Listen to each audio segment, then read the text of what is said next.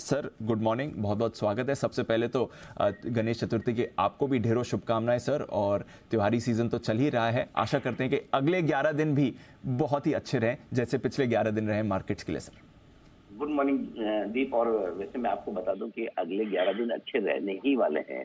और अगर पुराने ट्रैक रिकॉर्ड से हम चलें और अभी तक का इतिहास देखें तो आमतौर पर ये देखा गया है। और ऐसे आप कह सकते हैं कि अरे ऐसा कौन देखता है डेटा, लेकिन पिछले साल भी हमने इस डेटा का विश्लेषण किया था और इस साल फिर मैं आपको बताने जा रहा हूँ कि गणपति के वक्त आमतौर पर गणपति की शुरुआत से लेकर गणपति के अंत तक बाजार नेट नेट आपको पॉजिटिव बंद होते हुए दिखते हैं। और पिछले 3 सालों का डेटा तो आपके सामने है, जहाँ पिछले तीनों ही साल सेंसेक्स निफ्टी और बैंक निफ्टी पॉजिटिव बंद होते हुए दिखे हैं। तो त्योहारी सीजन की शुरुआत हम वैसे भी अच्छे पॉजिटिव नोट पर कर रहे हैं। एक और बात आपको ध्यान होगा कि पिछली बार हमने बात की थी कि सितंबर का महीना भी बिल्कुल ठीक वैसा ही कि एक साल पॉजिटिव एक साल नेगेटिव, एक साल पॉजिटिव एक साल नेगेटिव जो ट्रेंड है।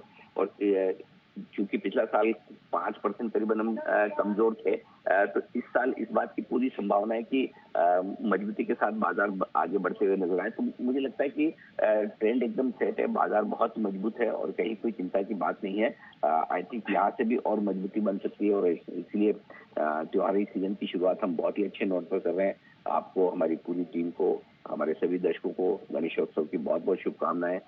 मुझे लगता है कि अगले कुछ दिन भारतीय बाजारों के लिए और मजबूती के रहने वाले हैं। बाय ऑन डिप्स की स्ट्रेटजी के साथ रहना चाहिए जी। बिल्कुल, और जैसा अनिल जी ने कहा त्योहारी सीज़न अच्छा रहता है। ये 11 दिन जो रहते हैं वो तो मार्केट्स के लिए बहुत ही शानदार रहते हैं। पिछले साल तो अनिल जी इनफैक्ट इन जो 11 दिन थे इसमें हमने 3 से 5.5% की गेन देखी थी, जहां निफ्टी और सेंसेक्स करीब 3% ऊपर थे। बैंक निफ्टी ने आउट परफॉर्म किया था, 5.5% की गेन आई थी। तो जैसा अनिल जी ने कहा, ये अगले 11 दिन तो बाजार के लिए बढ़िया रहते हैं और इसमें भी अच्छा एक्शन दिखता है। तो आने वाले 11 दिनों पर तो सर बाजार की नज़र है, बट इससे पहले जो 11 दिन रहे हैं, हाँ आज 18 सितंबर पर जो 11 ट्रेडिंग सेशंस रहे हैं सितंबर महीने के सर, वो काफ़ी शानदार रहे हैं हमारे बाजारों के लिए। और हमने देखा है कि सेंसेक्स सारे सेशंस में पॉजिटिव रहा है, निफ्टी भी 11 में से 10 सेशंस आपके लिए पॉजिटिव रहा है। इनफैक्ट एक दिन था जब माइनर गिरावट आई। मिड कैप अगर पिछले एक महीने का ट्रेंड देखें जबरदस्त है, स्मॉल कैप जबरदस्त है। तो ये जो बाजार का मोमेंटम चल रहा है स्पेशली सितंबर सीरीज में आया है, इसको कैसे अब आगे जाते हुए आप देखते हैं सर? दीप, 2-3 चीजें हैं जिसकी वजह से मोमेंटम काफी लौट कर आया है। अगस्त का महीना हमने काफी कमजोरी वाला देखा था, खासतौर से दिग्गजों में। मिड कैप और स्मॉल कैप शेयर तो अगस्त के महीने में भी मजबूत थे, वहां तो कहीं कोई चिंता की बात थी नहीं।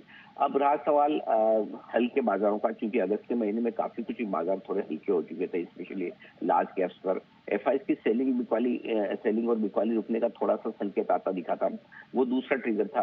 और तीसरा ट्रिगर ये था कि ग्लोबल मार्केट्स भी आपके लिए थोड़े रिकवर होते हुए नजर आए सितंबर की शुरुआत से। तो इन तीनों ट्रिगर्स के दम पर आपने ये सितंबर का महीना अब तक मजबूत देखा है। और एक्चुअली सितंबर का महीना वैसे भी है ना, आप ये देखिए कि बड़े मूव्स के लिए जाना जाता है। हर पिछले 6 साल से आप देखिए सितंबर के महीने में ऑन एन एवरेज 4 से 5% तक की मूव आ जाती है। तो इस लिहाज से मुझे लगता है कि अभी भी अपसाइड बाकी है थोड़ी। और आप देखिए रिकॉर्ड हाइट पर अब तो दिग्गज भी आ गए। एक पिछला हफ्ता जो मंगलवार का एक थोड़ा झटका लगा था मिड कैप स्मॉल कैप शेयरों को, वो छोड़ दे तो फिर इस महीने में कहीं कोई समस्या है ही नहीं। और अच्छी बात यह है कि इस महीने में अब सब लोगों को अच्छा लग रहा है कि चलिए जिनके पास लार्ज कैप्स है वो इतने हमने से दुखी थे कि हमारे शेयर नहीं चल रहे हैं, अब उनके शेयर भी चलने लगे हैं। मिड कैप और स्मॉल कैप शेयर जिनके पास है उनकी तो पार्टी चली रही है। एक आध हल्का फुल्का झटका लगा और वापस mid cap index I think आज अगर विश्लेषण से रिकवरी करते हैं तो फिर ये होगा कि आप जहां से शुरू हुए थे वहां वापस पहुंच गए। So I think all is set. Actually मुझे लगता है कि जो तेजी बनी है इसमें तीनों ही कारण है। हमारे हल्के बाजार, एफआईएस की बिकवाली का प्रेशर कम होना और तीसरा ग्लोबल मार्केट्स का सपोर्ट। तो ये तीनों फैक्टर्स के दम पर थोड़ी और मजबूती बनने की संभावना है। ये ट्रिगर यही है ग्लोबल मार्केट्स में, क्योंकि गुरुवार को सुबह हमें पता चलेगा कि फेड की बैठक में डिसीजंस और आगे के लिए डायरेक्शन क्या मिलता है। सो अगला बड़ा ट्रिगर वही होगा। तब तक तो मेरे ख्याल से हम ठीक ठाक रहेंगे। उसके बाद देखेंगे कि अमेरिकी फेड से हमें क्या संकेत मिलते हैं। अगर सितंबर के महीने में कुछ खराब हुआ है अभी तक या कहीं कोई एक डर है तो वो सिर्फ एक ही चीज का है, वो डर है आपके लिए कच्चे तेल का। $94 के ऊपर बना हुआ। और इस बार दीप है ना, जो कच्चा तेल बढ़ा है ना वो थोड़े खतरनाक तरीके से बढ़ा है। मतलब नहीं तो जनरली एक शूट करता है, स्पाइक करता है, फिर अब हमें पता है किसी कवर से बढ़ गया वापस नीचे आ जाता है। इस बार थोड़ा सा फर्क है। इस बार जो कच्चे तेल में बढ़त हो रही है धीमे धीमे हो रही है, हर एक लेवल पर हो रही है और मजबूती के साथ हो रही है। सो आई थिंक कच्चे तेल को घटने में थोड़ा सा वक्त लग सकता है और यही एकमात्र चिंता की बात है, अदरवाइज कुछ नहीं जी। तो ये